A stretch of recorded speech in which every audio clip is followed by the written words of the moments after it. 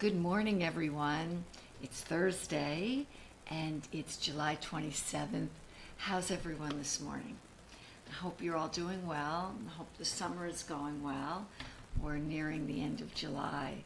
Wow, it goes quickly. But it's been the beautiful weather in New York City, so it's been really great. Good morning.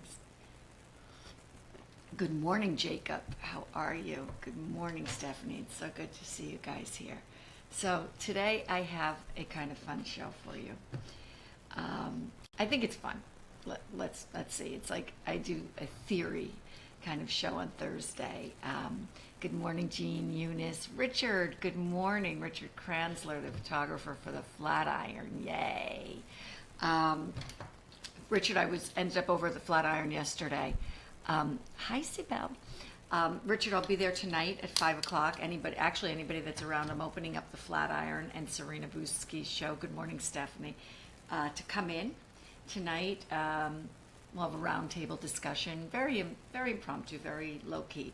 And I'll probably go live from there as well. So I think that'll be a lot of fun. So you're watching Smart Start. We start our day, piece of art, and then we're able to move on with our lives with even more culture, information, and excitement. So today, I thought it would be fun to show you. Here's the thing: the way I put these shows together, I think about so many pieces of art in a day, thinking about what I should show you. And some days I'm just not up to showing a particular piece of art. I'm not ready to. I don't know what makes me ready one day or another. My son, my husband, hi Bob, I wish you could be there, Jacob. But we'll go live from there. For those of you who can't come, we'll go live from the Flatiron tonight. It'll be nice. So we'll be in the Cheddar Studio part of the Flatiron and Serena's exhibit. So I don't know from one day to the next sometimes why a piece of art calls to me, or why I want to do one piece of art and not another. And this piece of art has been in my mind it really informed my life for a long time and still does. But I just, for some reason, wasn't ready to show it until today. And so this is better known in my home as Cheryl's first art historical boyfriend. The boy from Fayoum became my boyfriend. It was all I talked about for the longest time, and still do. Eunice. Hi, Eunice. Oh, hi, Eunice's husband. How nice. Thank you for saying hi. That's so sweet. I love all the shout outs. Thank you, Wolfgang. Hi. Carl's hello. Christopher, hello. While I'm saying hello to people, check out, just take a look at the boy from Fayoum. Take a look at this piece. So, this piece kind of changed the trajectory of my life at the time. I had been a working actor for quite a long time and did a significant amount of work, print, television, commercials, and such, and yet it wasn't the field for me. And it was kind of the field I grew up to go into. And I just desperately wanted to go to college and just find myself. And I remember just being in school, and at the time I had been working on a soap opera and had been booking commercials and print work and doing well with it. And I went into an art history 101 course. I had dropped a math course because I had been out of high school for a little bit of time, and I just was not ready to go into a math course. So I dropped it in the second week, jumped into the only class open, which was like an art history survey course. And I jumped in at the point that they were just started, dealing with the Egyptians. And we went to the Met, and this portrait was there, the boy from Fayoum. And at this point, it was, now if you go to the Met and see it, it's under glass. It was just there, just out there. And he captured my imagination, my heart, just everything. And the boy from Fayoum became everything for me. I would go to auditions and they'd ask me a question or tell me something. I'd make up monologues about the boy from Fayoum. I was booking jobs right and left because I had something else to say besides, you know, the typical monologue or the typical conversation that actors have with a casting director or an agent or whatever. And yet I knew that that was the beginning of the end for me. That as soon as I was able to, I was going to leave the field entirely and not look back. And that's exactly what I did. So what was it about the boy from Fayoum? And I still ask myself that. And I hope Serena joins us on this because she'll have a lot to say. Hi, Judith. Hi, Peter. Christopher. Okay, so what is it about the boy from Fayoum? Well, first of all, let's look at it. It's a mummy portrait, okay? And it's from the Imperial Roman era, which is about circa 100 AD, but also, they're not sure, it's also part of the 100 B, I think 1 BC. Let me look at the exact dates. This is why I had to drop math. I'm dyslexic. I have a quantitative dyslexia, which only happens with numbers. And so when you hear me stammer about numbers, it's because I can't even see them correctly. They become turned around for me. However, I do know how to make a sale and run a business. Okay. All right, so let's take a look at this. The portraits date to the Imperial Roman era from the late 1st century BC or the early 1st century AD onwards. It is not clear when their production ended, but recent research suggests the middle of the 3rd century. They are among the largest groups of very few survivors of the highly prestigious panel paintings. That's a tradition of the classical world, which was continued into the Byzantine and Western traditions in post-classical world. So I think what captured my imagination was, first of all, I didn't understand a lot of art history at the time. I was just starting in the course. But his face, this young boy, the light on this panel, the cast shadows. And then my professor, Dr. Parker, Elizabeth Parker, amazing professor, her scholarship was really, and I'll cover a piece of hers, that her major scholarship is the Ivory Cross that's at the Cloisters, which is part of the Metropolitan Museum of Art. You know, she explained that this was encaustic on panel. And Jacob, you're going to remember because you tried to name Serena's show last week. Encaustic was a method that the ancient Egyptians used, which is pigment. It's wax, hot wax mixed with pigment, and it's a very quick and fast process. And Serena Buschi still uses it today, as do many phenomenal artists whose work that I really respect.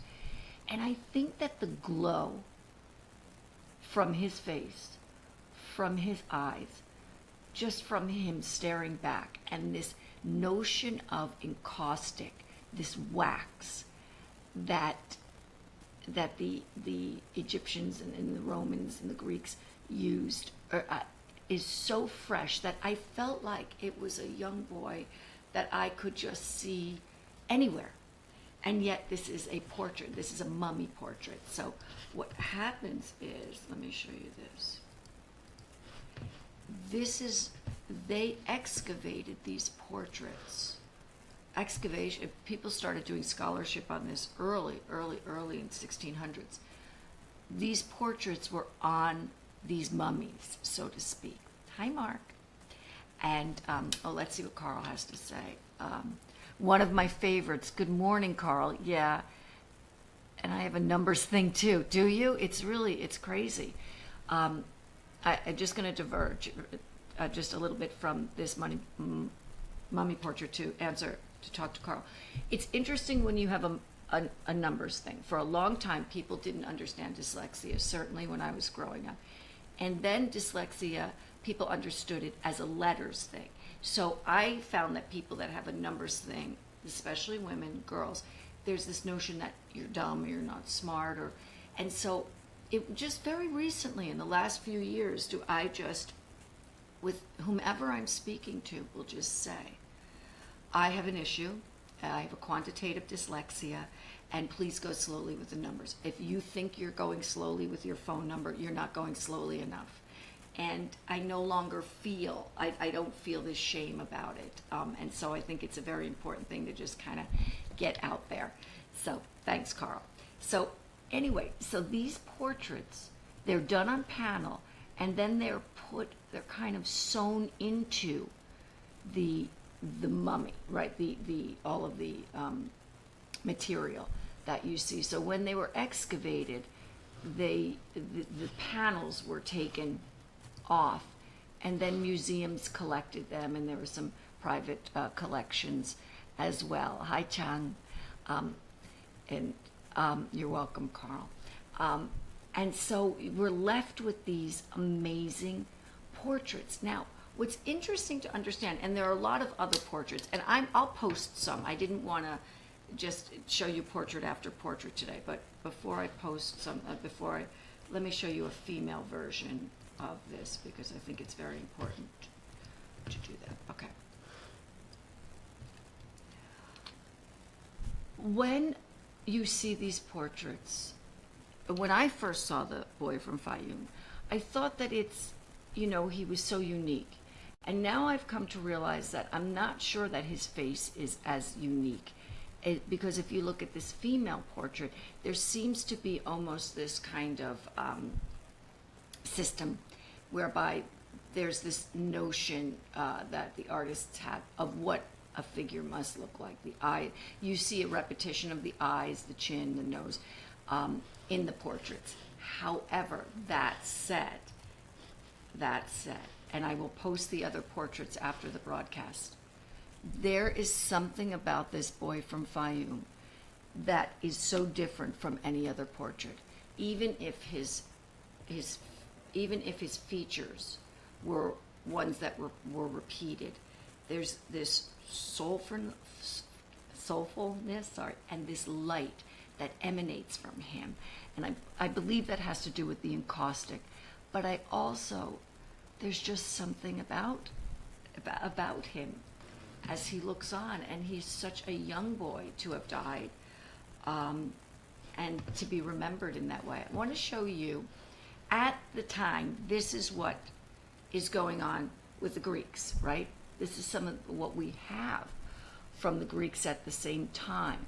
So you see that you have this tradition of painting in Greeks and Romans, but very, very different from this portraiture, which really, I think what drew me to this, again, I was a novice in art history, but I think what drew me to this at the time and continues to draw me to this is the nature of the portrait. It feels so contemporary. It feels so modern.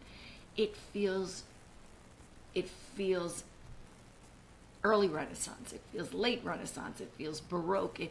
All of those. It has Byzantine. It has all of that in it. And yet it's so early. And so this young boy, you go to the Met, and they're in the Egyptian wing, which is magnificent, absolutely magnificent. You have all of these amazing artifacts and mummies, and you have the Temple of Dender, and then there's this little portrait, this big, and it just draws you in. And so that's the boy that captured my imagination. That's the man that changed my life, the one that got away, Cheryl's boyfriend. And so for Theory Thursday, I wanted to kind of look at my own journey and look at kind of the beginning of where I began, but this is the beginning of so much as well. So I will post more about the Fayoum portraits. Thank you for the hearts. And any comments that you have about it. And I know Christina's not with us today, and I don't think Stephanie Twitchell's with us today, and Serena Busky. They will all want to discuss the light in this, and I think it's so important that we do discuss that with the encaustic, that wax, that beautiful wax and pigment, the surfaces that it gives you in those cast shadows that you get from that. So I hope everybody has a wonderful day. I think I'll go live from the Flatiron later today as we look at Serena's show from the inside of the prow. We'll be right in Cheddar's space. And I hope you're all watching Cheddar. They're just doing an amazing job. They're now going to be on local news. They're on Fusion, which is a cable. John Steinberg's doing an amazing job with building Cheddar. And as well, I was over at the Flatiron yesterday, and I got there about 3 o'clock, and Jay Baker was still in the studio. He had, I don't know if you saw Between Bells yesterday, he actually was hosting the show himself. And there was so much going on with the Trump tweet and everything, just everything every day that goes on. And he's hosting the show himself, and he was still there at 3 o'clock working. And everybody that goes by waves, and he waves to them and talks to them. He's just amazing, and I just very, very proud to be a part of this. Jacob, when it comes to art, you tend to think that a certain country or artist started something, then you see an earlier version. Yes, Jacob. Yes, it happens in film, music, all arts. Good morning, Lisa. You know, Jacob, it's really important what you just said. So what I want to say is I'm going to post something. There's a lot of history in this. Okay, let me read it. The truly multicultural population, especially in the cities of Roman Egypt, provided a fertile ground for phenomena such as the painted panel portraits on mummies. In their artistic style and technique, the portraits on wood panels follow the Greek painting tradition of depicting a subject in three-quarter view with a single light source casting realistic shadows and highlights on the face. Indeed, since practically no panel paintings from the Greek world have ever been preserved, the mummy portraits conserved by Egypt's arid climate are the only examples of an art form that ancient literary sources place among the highest achievements of Greek culture. And it's really important to note that none of these styles and fashions have any connection with traditional Egyptian costumes. And what's very important to note is Egypt at this time had been part of the Roman Empire, but their society was infiltrated by so many different cultures, and I'll post a little history about this, and yet they kept those cultures. There was this integrity for different cultures to come there and to flourish. And that's an amazing point. And Jacob, this is why I love this show, not to hear the sound of my own voice, but to see what you see. And that opens up a dialogue and a conversation that we can have. And what you see is far more important than what I see. Carl, I looked at the portraits in the books as a kid. What intrigued me at the time was the life and vitality in them, yet they were about death. 100%. Carl, you said it better than I did. At 13 or 14 and reading and looking by myself, the fact was hard to reconcile. So of course I had to try encaustic, which was consistently for a year.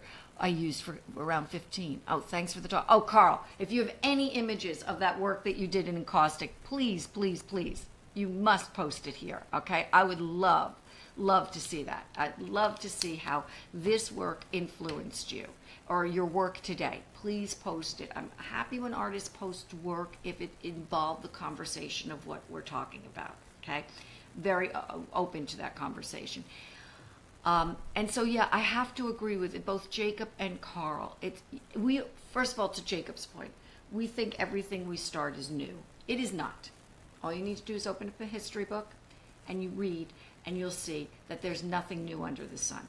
Artists may find new languages that kind of speak to them, and they depict things in a different way, but there's very little that's new. Second, I felt the same way. Here I fell in love with Boy from Fayoum, talked about him incessantly, and he's a mummy portrait. He's a young boy who died. And yes, it was hard. It was strange reconciling it because I immediately felt too this like compassion and sadness that someone so young had lost their life and they were so beautiful. So it just kind of brought up all of this imagination and thought that he's never left me. So thank you so much for today. Thank you for your comments. Thank you for joining. I mean, this piece of art that has been with me for, I don't know, 25 years or so. Now I have new life. There's a new life to it from what you have said, what Jacob said, what Carl has said. And then as you continue to write in on this feed, and it'll continue to evolve for me. So thank you for that. And Carl, if you have any images, I would really love to see it. Hope you all have a wonderful day. I'll see you live from the Flatiron later on. We'll get to talk to Serena a little bit. We'll do an interview about her work, and there may be a few critics there, so maybe we can get them on camera too. Okay, guys, have a great Thursday. I will see you tomorrow, or I'll see you later today. Bye.